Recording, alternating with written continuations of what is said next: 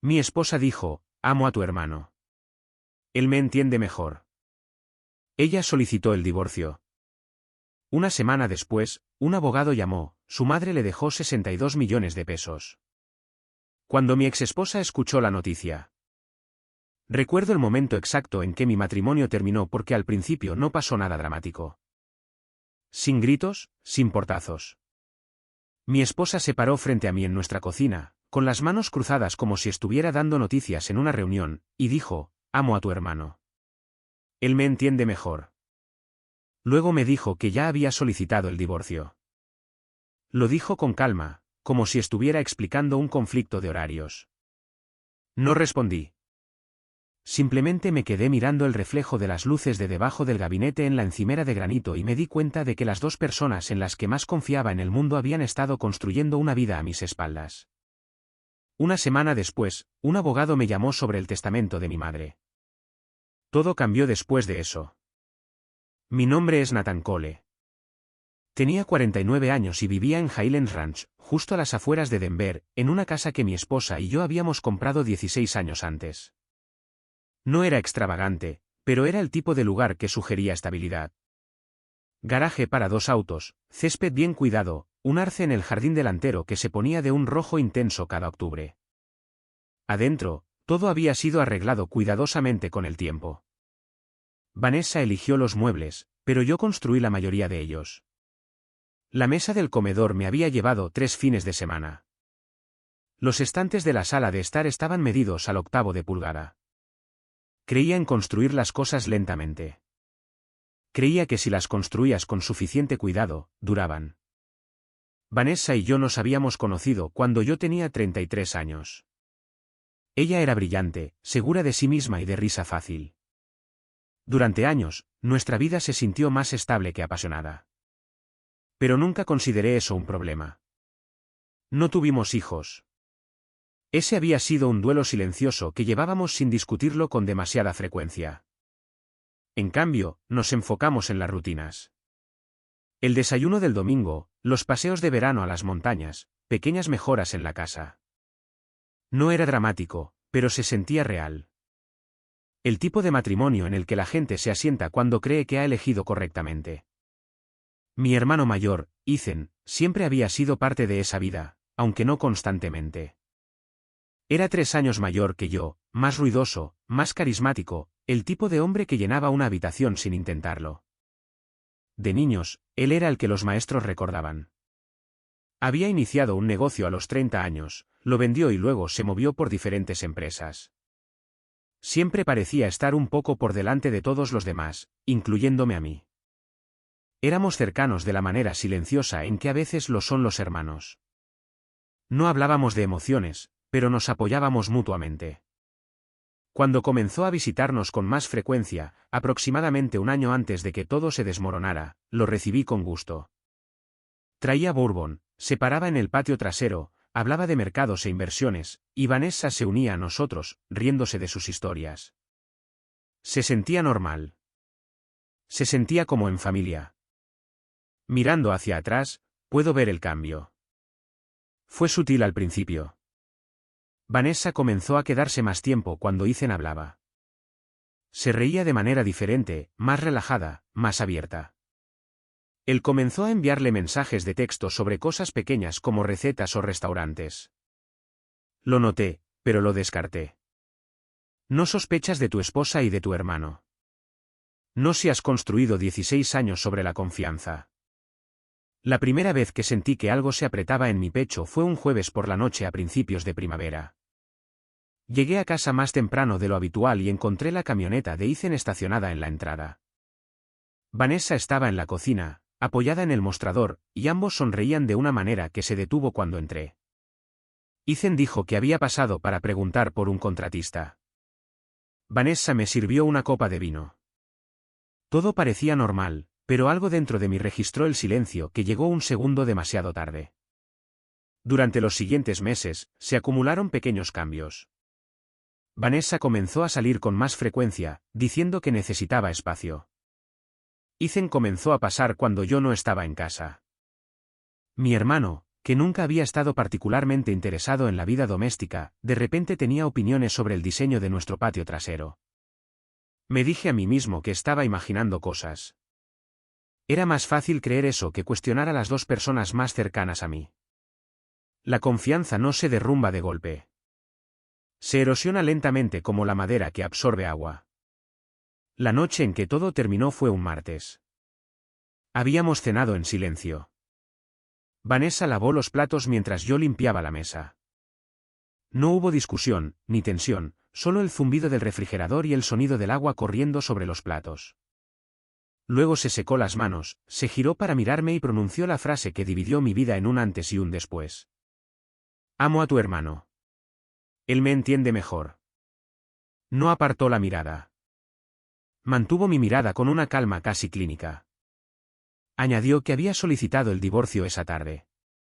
Dijo que no quería que las cosas se pusieran feas. Dijo que esperaba que pudiéramos manejarlo como adultos. Recuerdo haber dejado el paño de cocina con cuidado, como si los movimientos bruscos pudieran romper algo frágil. No grité. No hice preguntas. Mi mente se trasladó a un lugar más frío. Pensé en la hipoteca, la cuenta de ahorros, los fondos de jubilación. Pensé en la casa que había construido pieza por pieza. Pensé en cuánto tiempo llevaban planeando esto. Vanessa interpretó mi silencio como conmoción. Quizás esperaba lágrimas. En cambio, asentí una vez y subí las escaleras. Dormí en la habitación de invitados esa noche. Alrededor de la medianoche, la escuché hablar por teléfono en la sala de estar. Su voz era suave, tranquilizadora. No necesité adivinar con quién estaba hablando. A la mañana siguiente, me desperté antes del amanecer e hice café.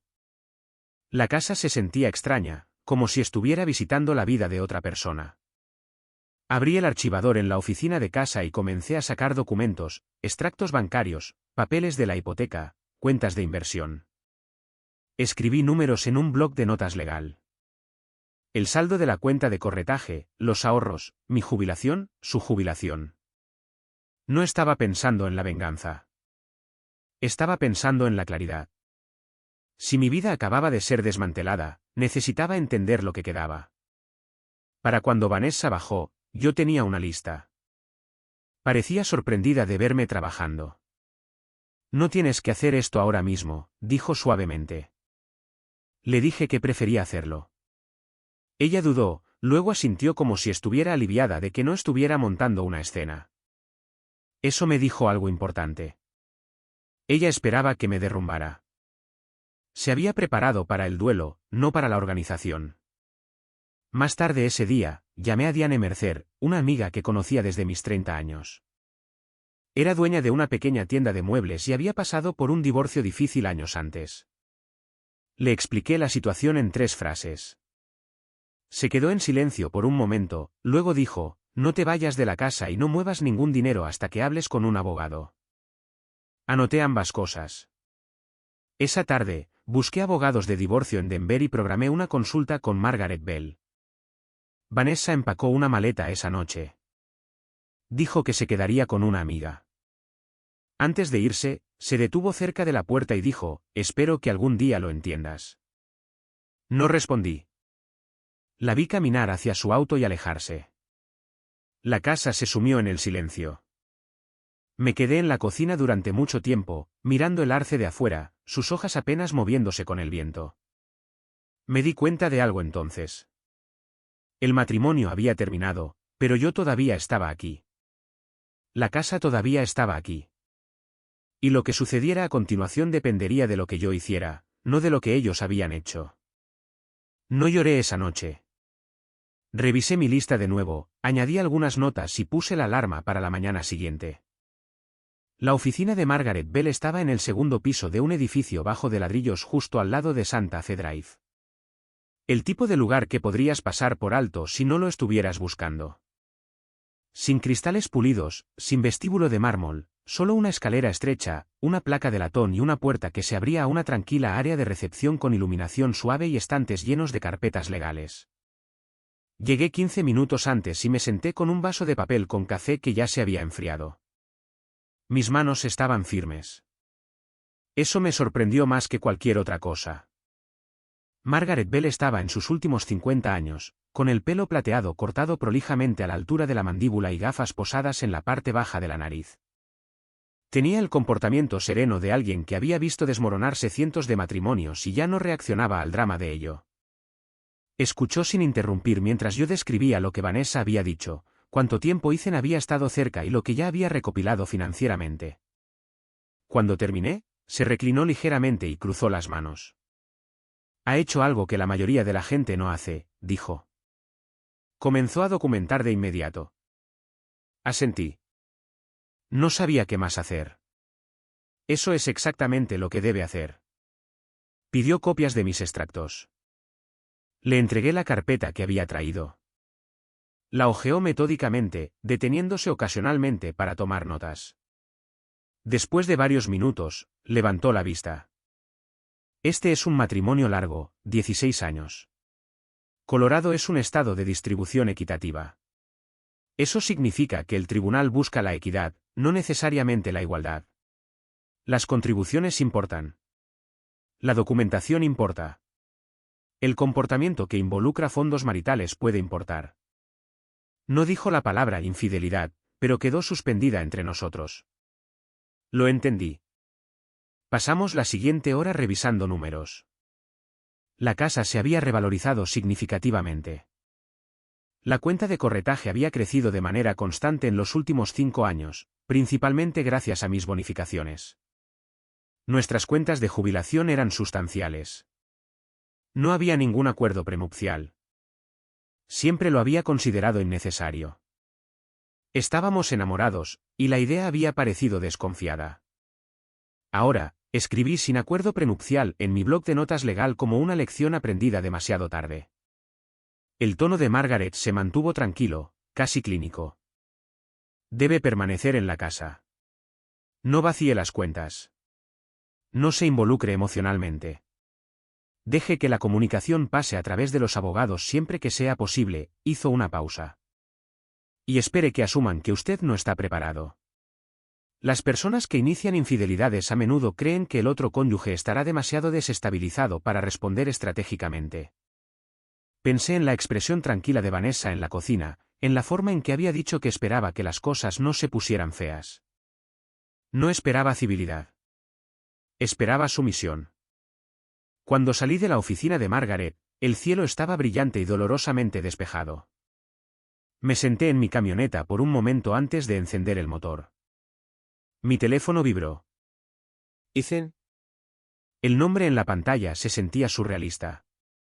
Dejé que sonara y luego saltó al buzón de voz. Dejó un mensaje que sonaba ensayado. Dijo que quería hablar de hombre a hombre. Dijo que las cosas habían sucedido rápidamente.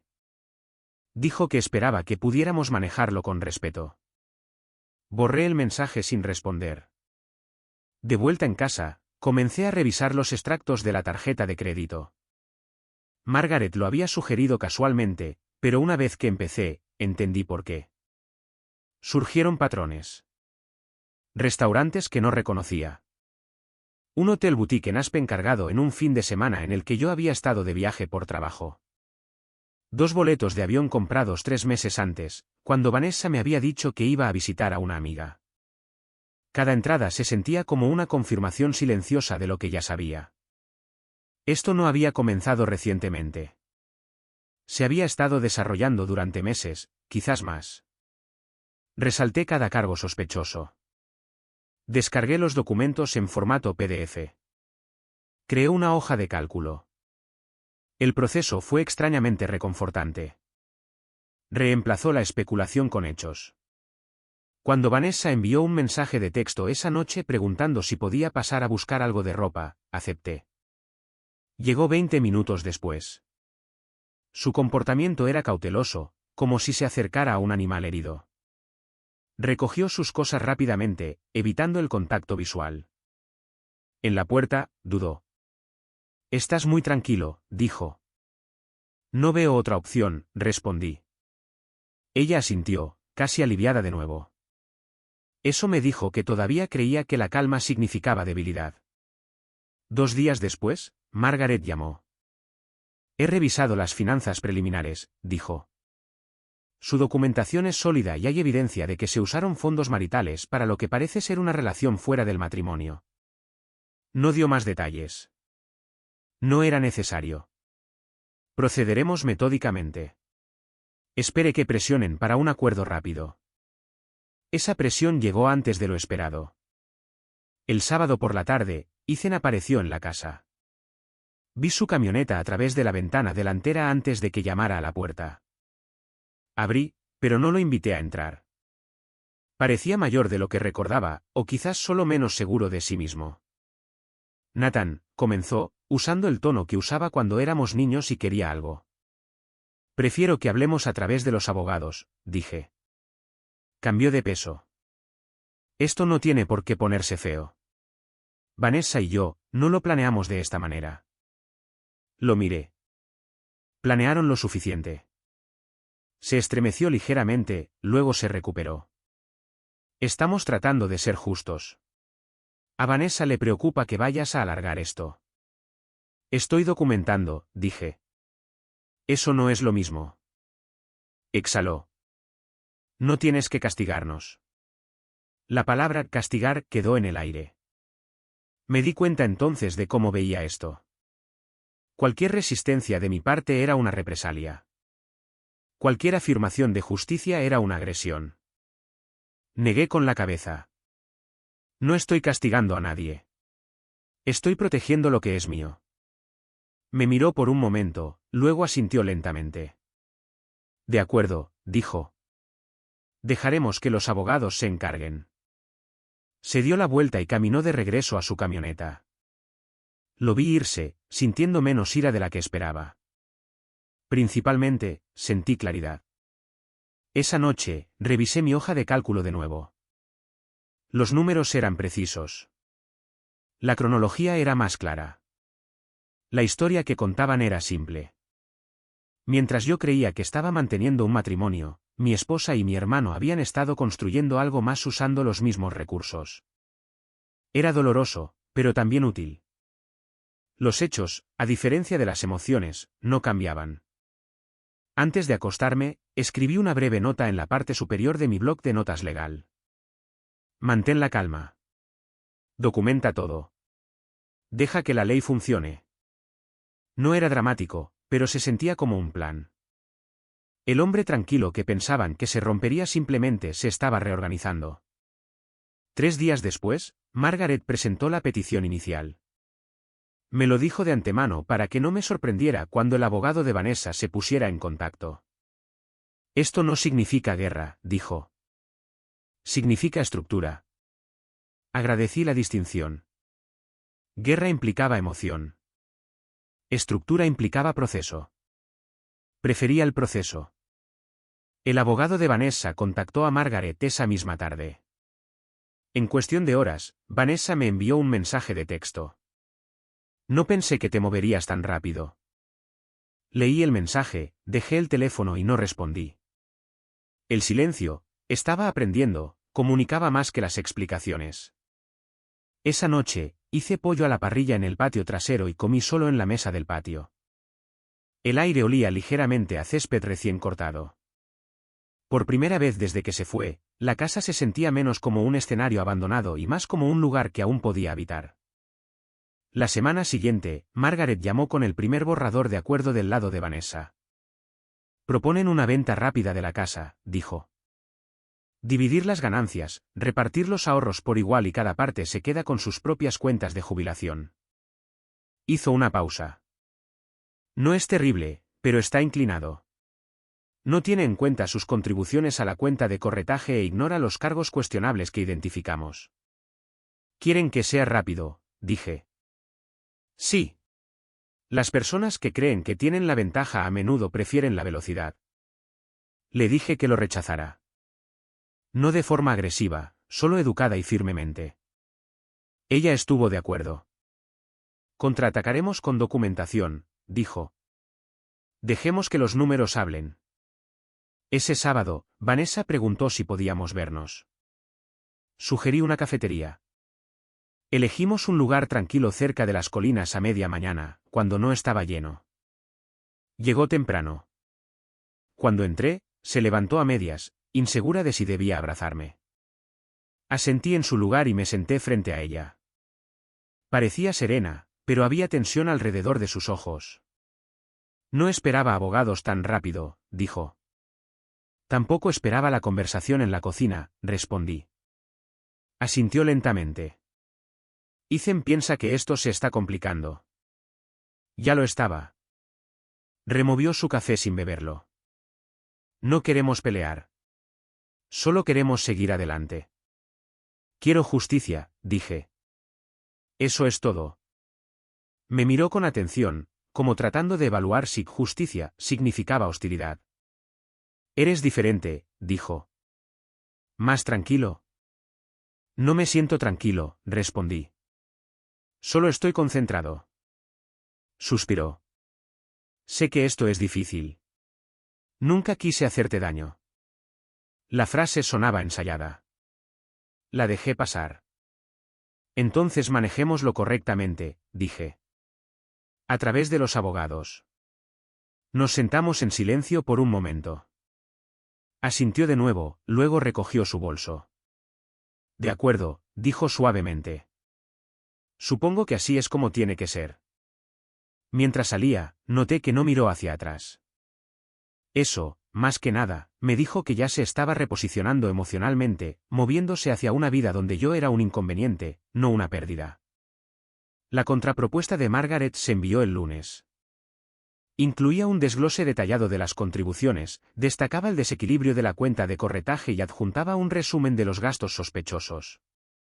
2 días después, el abogado de Vanessa solicitó documentación adicional. Margaret sonrió cuando me lo dijo. Están revisando, dijo. Eso significa que están ajustando sus expectativas. Mientras tanto, Ethan volvió a llamar. Esta vez, respondí. Su voz era controlada, pero había un filo debajo. Nathan, esto se está volviendo innecesario, dijo. Vanessa está estresada. Yo también, respondí. Estamos tratando de ser razonables. Yo también. Exhaló. Vas a empeorar esto para todos. Lo estoy haciendo preciso. Hubo una pausa. Estás actuando como si te hubiéramos traicionado deliberadamente. Consideré eso. ¿No lo hicieron? No respondió. Después de un momento, dijo, solo creo que podríamos manejar esto sin convertirlo en un caso. Ya es un caso, dije en voz baja. Eso es lo que es el divorcio. Colgó poco después. No sentí ninguna satisfacción, solo una sensación cada vez más profunda de que la relación que había conocido con mi hermano había cambiado permanentemente. No destrozada por la ira, sino disuelta en la claridad. Una semana después, Margaret me reenvió su propuesta revisada. Ligeramente mejorada, todavía desigual. Me ofrecieron una mayor parte de los ahorros, pero aún presionaban por una venta rápida de la casa. Están negociando, dijo. Eso es progreso. Acepté continuar. El proceso se asentó en un ritmo, documentos intercambiados, llamadas programadas, números ajustados. La emoción retrocedió, reemplazada por la logística. Trabajaba durante el día, revisaba papeles por la noche y trataba de mantener rutinas ordinarias. Algunas noches, el silencio presionaba fuertemente. Otras noches, se sentía como un espacio para respirar. Una noche, mientras revisaba los extractos, noté otro detalle.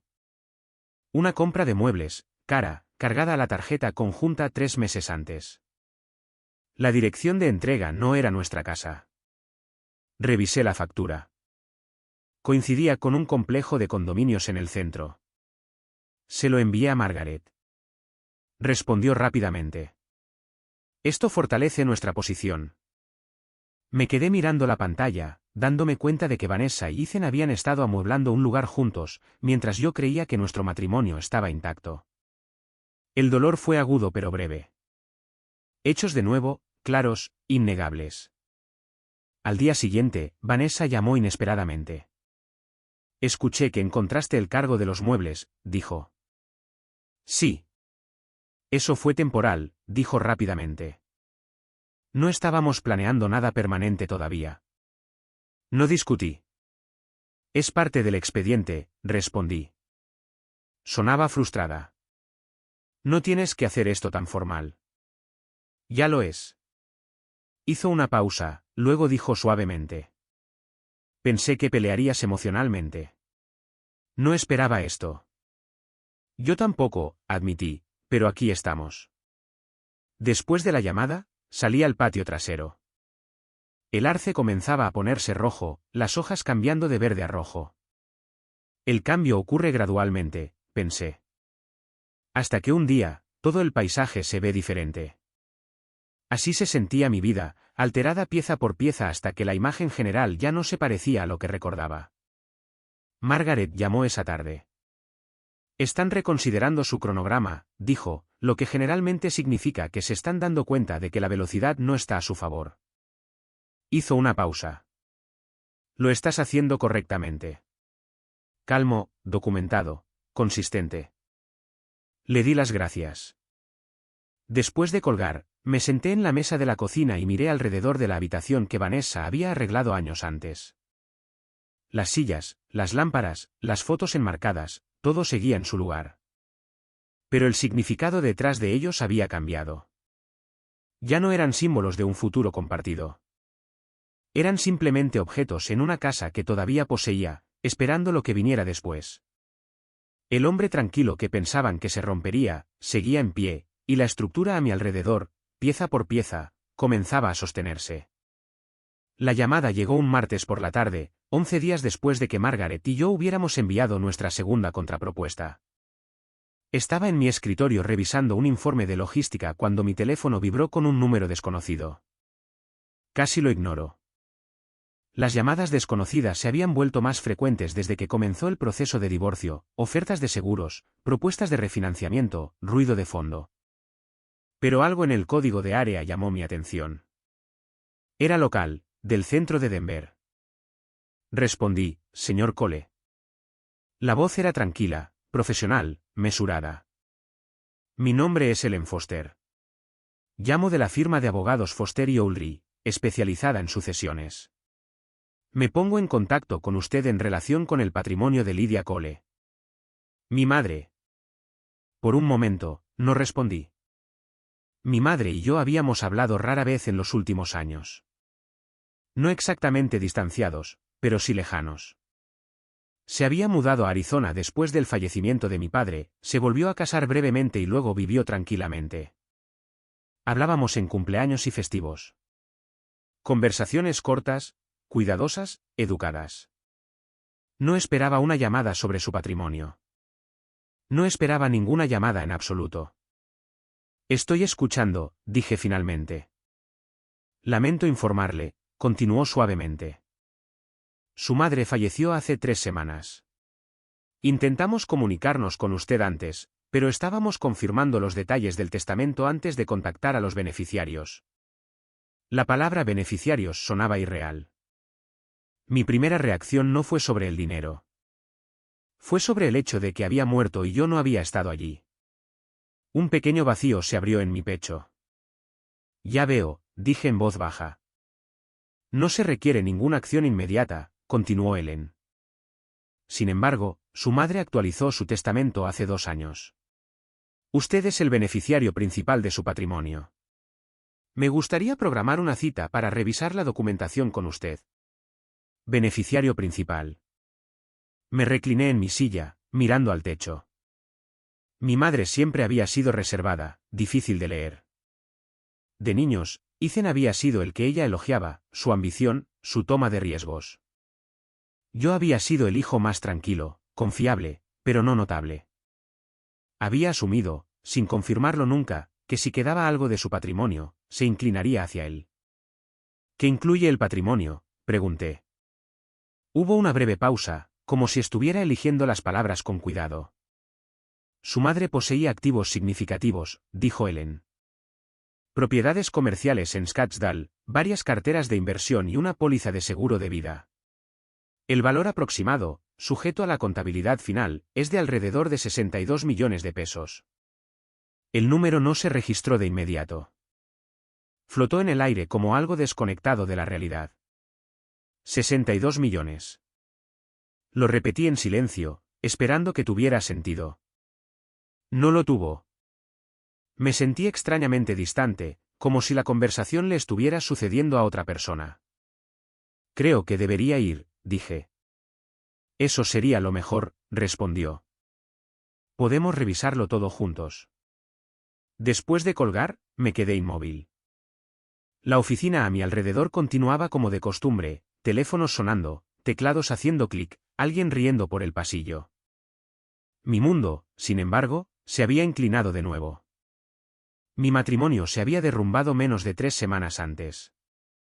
Ahora mi madre se había ido, y me había dejado algo que nunca imaginé. Salí al estacionamiento y me senté en mi camioneta. El cielo estaba brillante, las montañas apenas visibles en la distancia. Pensé en la voz de mi madre la última vez que hablamos. Me había preguntado por el trabajo. Me había preguntado si Vanessa estaba bien. Yo había dicho que sí. No había mencionado la tensión que ya se estaba acumulando. Me pregunté si ella había sentido algo, si había observado desde lejos y sacado conclusiones que nunca compartí. Llamé primero a Diane. Respondió de inmediato. ¿Estás bien? Mi madre falleció, dije. Su voz se suavizó al instante. Lo siento, Nathan. Hay más, añadí. Me dejó. Todo.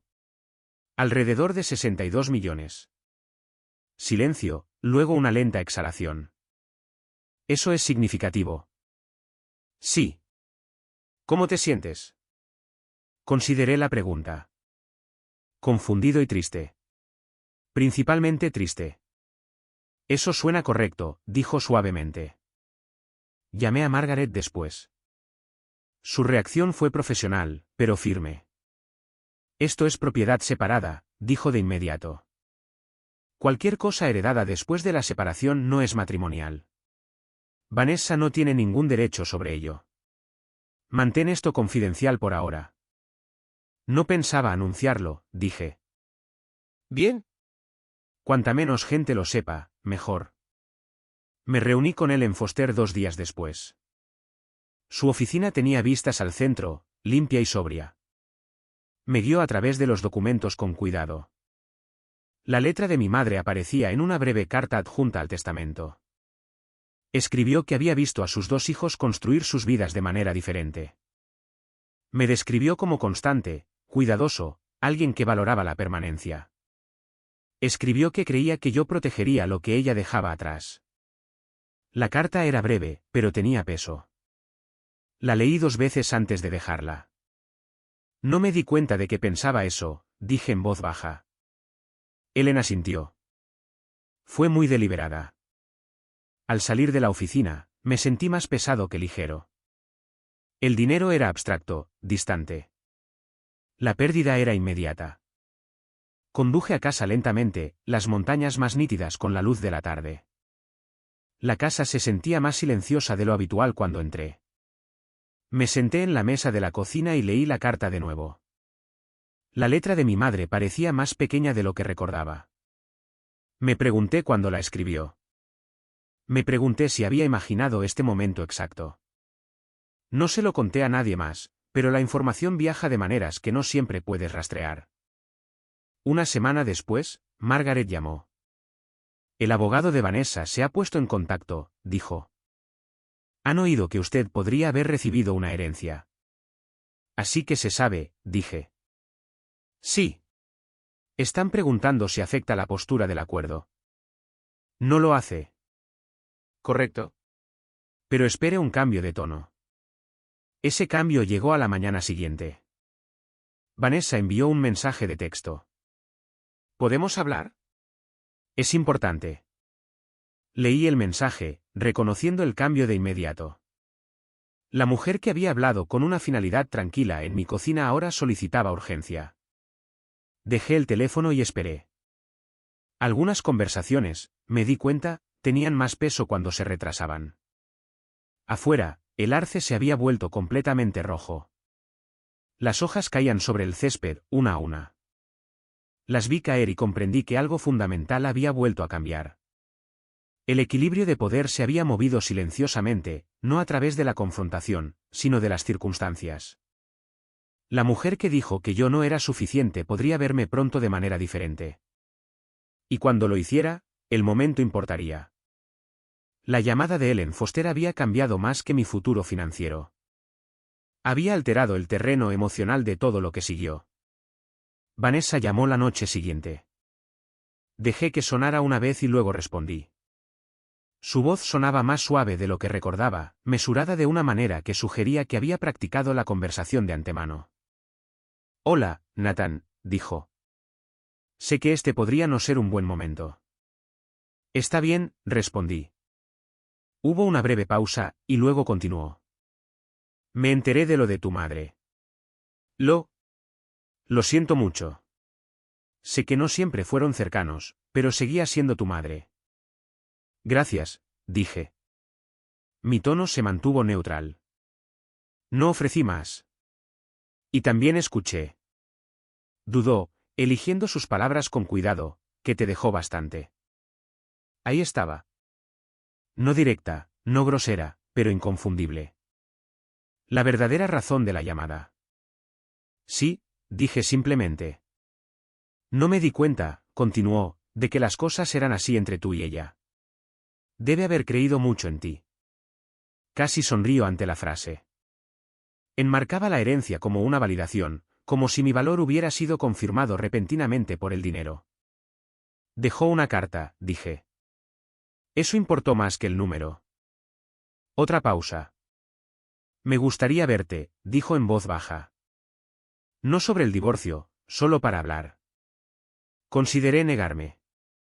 En cambio, dije, café mañana. En el mismo lugar de antes. Aceptó de inmediato. A la mañana siguiente, llegó temprano de nuevo. Esta vez, se veía diferente, más cuidadosa, más tentativa.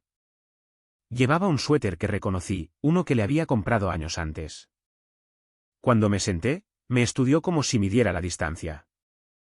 He estado pensando mucho, comenzó. Todo sucedió tan rápido. No creo que ninguno de los dos lo procesara adecuadamente. Yo lo procesé, dije con calma. Asintió, aceptando la corrección. Supongo que me refiero a mí. Pensé que estaba segura. Pensé que sabía lo que quería, pero las cosas se sienten diferentes ahora. No respondí. El silencio la hizo continuar. Ethan y yo nos apresuramos, dijo. Nos mudamos al condominio rápidamente. No es lo que imaginaba. Es diferente cuando no son solo visitas. Más inquieto, menos paciente. Escuché, consciente del cambio. Todavía no se estaba disculpando. Estaba reformulando. Sigo pensando en la casa, añadió, en la vida que construimos. No era perfecta, pero era real. Sí, dije, lo era. Se inclinó ligeramente hacia adelante. ¿Alguna vez piensas que nos movimos demasiado rápido para terminarlo? La miré. Tú solicitaste el divorcio antes de decírmelo. Sus ojos bajaron. Lo sé. Nos sentamos en silencio por un momento. Removió su café pero no bebió. No estoy pidiendo deshacer nada, dijo con cuidado. Solo creo que tal vez deberíamos ir más despacio. Reconsiderarlo. No hay prisa ahora. La frase quedó suspendida entre nosotros. No hay prisa ahora. Entendí lo que quería decir. La herencia había cambiado el cronograma en su mente, donde antes quería rapidez, ahora quería un retraso. Estoy cómodo con el proceso, respondí. Se está moviendo como debería. Exhaló suavemente. Has cambiado. Me he adaptado, dije. Asintió, luego intentó otro ángulo. Ethan piensa que estás enojado. Le dije que no lo estás. Que solo estás tranquilo. No estoy enojado, dije. La ira implicaría que quiero algo de ti. Y no lo quiero. Eso pareció descolocarla. Me miró como si buscara alguna emoción. No esperaba que fueras tan distante. No esperaba que te fueras con mi hermano. Las palabras cayeron suavemente, sin hostilidad. Las absorbió. Ojos bajos. Por primera vez, su compostura flaqueó ligeramente. Cometí un error, dijo. No respondí de inmediato. La frase se sentía incompleta, no porque careciera de sinceridad, sino porque carecía de contexto. Error implicaba un error de cálculo, no una traición. Lo siento, añadió. Asentí una vez. Lo aprecio. Pareció aliviada por la ausencia de confrontación. Quizás podríamos hablar más, dijo. No sobre las cosas legales. Solo nosotros. Ya no hay un nosotros, respondí suavemente. Sus hombros se tensaron. Lo hubo durante 16 años. Sí, dije. Y eso importa, pero no borra lo que pasó. Se reclinó, procesando. El ruido de la cafetería llenó el silencio, tazas tintineando, conversaciones en voz baja, el siseo de una máquina de espresso. Finalmente, volvió a hablar. Cuando me enteré de la herencia, dijo lentamente, me di cuenta de cuánto te subestimé. No el dinero, a ti. Tu constancia, tu paciencia. Pensé que te desmoronarías. No lo hiciste. La miré a los ojos. Te fuiste antes de saber por qué valía la pena quedarse. La frase quedó suspendida entre nosotros. Inhaló bruscamente, como si la simplicidad de la frase la hubiera golpeado. Por un momento, no habló. Luego asintió, con los ojos brillantes pero controlados. Supongo que sí, dijo en voz baja. Terminamos nuestro café sin más discusión. Afuera, el aire se había enfriado. Dudó antes de irse. ¿Puedo llamarte de nuevo? Preguntó. Puedes, dije, pero no cambiará el proceso. Aceptó eso y luego caminó hacia su auto. Esta vez, sí miró hacia atrás una vez antes de entrar. No de forma dramática, solo una breve mirada, como alguien que comprueba si una puerta podría seguir abierta. Más tarde esa tarde, Ethan llamó. Su tono era más agudo. Vanessa dijo que se encontraron. Sí. ¿De qué hablaron? De nada importante. Hizo una pausa. Está confundida ahora mismo. Creo que deberías darle espacio. Se lo estoy dando, dije. Está cuestionando las cosas, continuó. Eso no ayuda. ¿Para quién?, pregunté. No respondió. El silencio se alargó. Luego dijo, siempre fuiste difícil de leer. No intentaba serlo. Exhaló. Solo no empeores esto. No lo estoy haciendo, respondí con calma. Estoy dejando que se asiente. Después de colgar, me paré en la cocina mirando las hojas de arce esparcidas por el patio. El cambio era inconfundible. La certeza de Vanessa se había suavizado. La confianza de Ethan se había resquebrajado. Ninguno de los dos esperaba que el suelo bajo sus pies se moviera, y yo no había necesitado empujar. Se había movido por sí solo. El momento en que mi exesposa se dio cuenta de que había calculado mal no fue dramático. Sucedió en silencio, durante un café, en el espacio entre una frase y su significado. Y una vez que entendió, no había forma de volver a lo que había asumido antes. Vanessa no llamó durante 3 días después de nuestro café. El silencio se sintió intencional, como si estuviera recalibrando en lugar de retirarse. En la cuarta noche, justo después del atardecer, sonó el timbre de mi puerta. Miré por la ventana delantera y la vi de pie en el porche, con las manos cruzadas frente a ella. La imagen se sintió extrañamente familiar, como un recuerdo de antes de que todo se fracturara. Abrí la puerta, pero me quedé en el umbral. No sabía si estarías en casa, dijo suavemente. Lo estoy. ¿Podemos hablar un minuto? Me hice a un lado, dejándola entrar.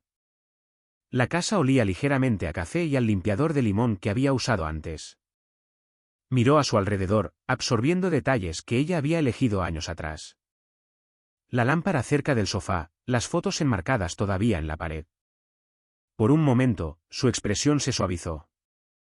Luego se volvió hacia mí. He estado pensando en lo que dijiste, comenzó, sobre irme antes de saber por qué valía la pena quedarse. Esperé. Creo que me convencí a mí misma de que las cosas estaban rotas mucho antes de que realmente lo estuvieran, continuó. Ethan era emocionante, diferente. Me sentí vista de una manera que no me había sentido en un tiempo. Pero vivir con él no es lo mismo que visitarlo. Es inquieto. Cambia de planes constantemente. No es estable. Me apoyé en el mostrador. Tú lo elegiste. Lo sé, tragó saliva. Simplemente no me di cuenta de lo que estaba perdiendo. La frase sonó más honesta que cualquier cosa que hubiera dicho antes. Aún así, la honestidad no revertía la realidad. Algunas realizaciones llegan tarde, dije. Asintió lentamente. ¿Alguna vez piensas en nosotros, en intentarlo de nuevo? La pregunta cayó suavemente. La consideré, no porque estuviera tentado, sino porque quería responder con sinceridad. Pienso en lo que tuvimos, dije. Pero no pienso en volver atrás. Sus hombros cayeron ligeramente. No suenas enojado. No lo estoy. Estoy claro. Se acercó, bajando la voz. Tomé una decisión terrible. Lo veo ahora. No sé si puedes perdonarme, pero necesitaba decirlo. Te escucho, respondí. Hizo un gesto como para tocar mi brazo, luego se detuvo. Ethan no sabe que vine, añadió. Lo supuse. Dudó. Ha estado tenso. Sigue diciendo que esto pasará. Que una vez que el divorcio se finalice, las cosas se calmarán. Pero ya no creo que eso sea cierto. No, dije en voz baja. No lo será. Me miró durante un largo momento, buscando algo. Ira, calidez, cualquier cosa a la que pudiera aferrarse. Al no encontrar nada, exhaló. Supongo que pensé que todavía podría haber una puerta abierta. No la hay, dije suavemente. No porque te odie, sino porque ahora entiendo. Ella asintió, con los ojos brillantes pero controlados. ¿Eso es justo? Nos quedamos en silencio. Afuera, el viento soplaba a través del arce, esparciendo algunas hojas más por el césped. Miró por la ventana, luego de nuevo hacia mí.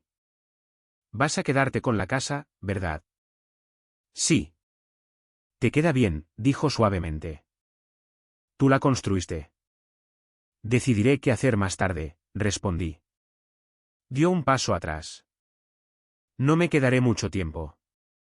Solo necesitaba decir esto en persona, hizo una pausa. Lo siento, Nathan. No solo por irme, sino por cómo lo hice. Lo sé, dije. Caminó lentamente hacia la puerta, luego se detuvo con la mano en el pomo. Cuando me enteré de lo de tu madre, añadió en voz baja. Me di cuenta de algo. No cambiaste por el dinero. Siempre fuiste así.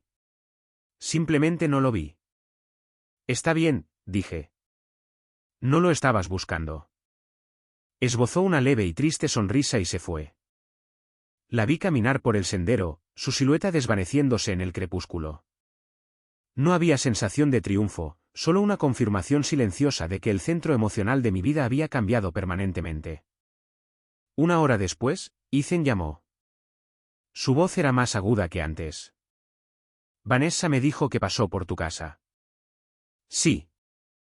¿Qué le dijiste? Nada dramático. Exhaló.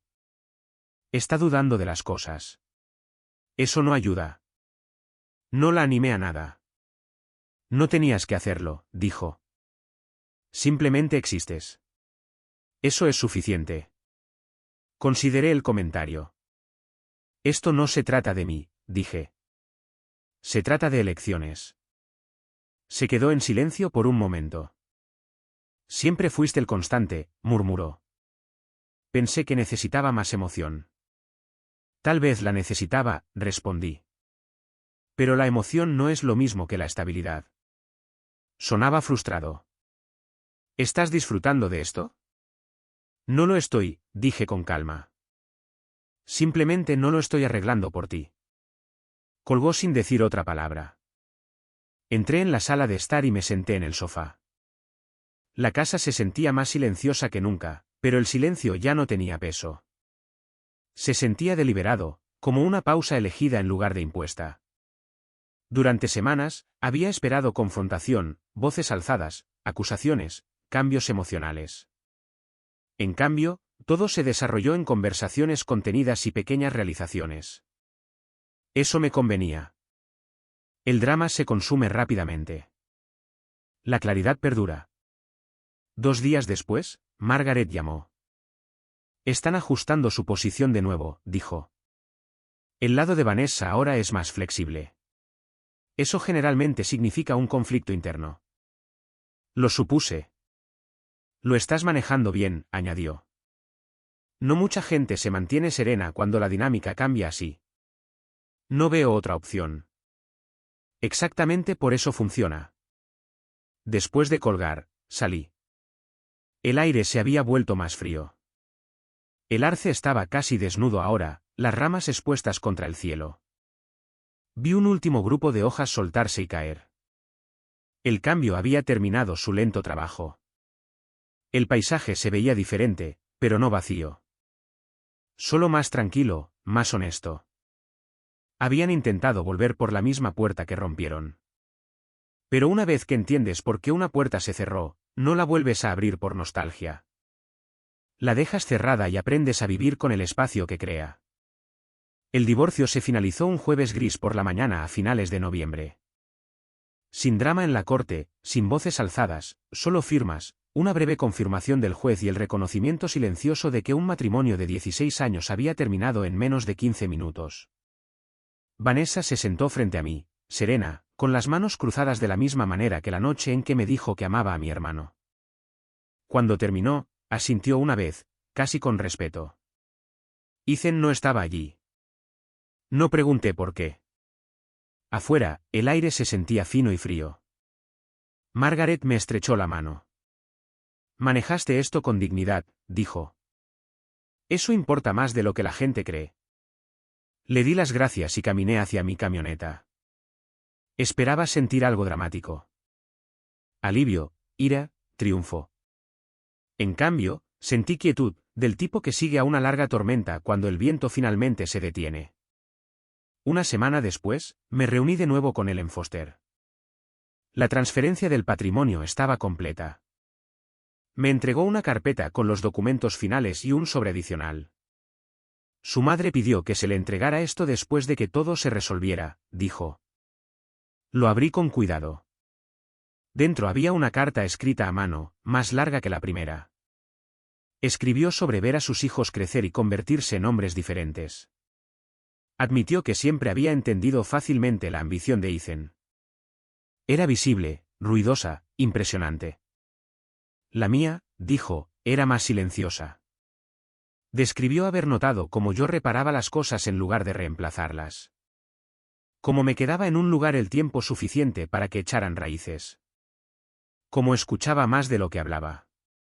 Escribió que la constancia a menudo se confunde con falta de ambición, pero ella creía que requería más disciplina. Dijo que me dejó el patrimonio no porque lo necesitara, sino porque confiaba en cómo lo usaría. Al final, escribió una sola línea: construye algo que perdure. Leí la carta 2 veces, luego la doblé con cuidado. Por primera vez desde su muerte, sentí una sensación de plenitud en lugar de pérdida. Me había visto con más claridad de lo que yo creía. La herencia no era solo dinero. Era reconocimiento. Durante el mes siguiente, tomé pequeñas decisiones. Pagué la casa, pero no la vendí de inmediato. Reduje mis horas de trabajo, no para parar por completo, sino para crear espacio. Me reuní con asesores financieros, eligiendo inversiones conservadoras. Establecí un fondo de becas a nombre de mi madre en un colegio comunitario local. Nada dramático, solo estructuras silenciosas diseñadas para perdurar. Vanessa envió un mensaje de texto una vez durante ese periodo. Espero que estés bien. Pienso en ti a veces. Leí el mensaje y luego dejé el teléfono. No respondí, no por resentimiento, sino porque no quedaba nada por resolver. Algunas conversaciones terminan naturalmente cuando ambas personas se entienden la distancia entre ellas. Ethan llamó unas semanas después. Su tono era apagado. Escuché que creaste una beca, dijo. Sí. Eso suena a ti. Hizo una pausa. Supongo que mamá lo sabía. Lo sabía.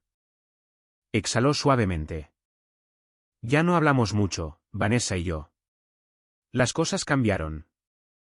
Lo siento, dije, y lo decía en serio. Dudó. Te juzgué mal. Pensé que te desmoronarías. En cambio, simplemente te mantuviste firme. Es todo lo que sé hacer. Hubo un largo silencio. Luego dijo, cuídate, Nathan. Y colgó. Se sintió como el cierre de un capítulo, no una reconciliación, sino una aceptación. El invierno se instaló sobre Colorado.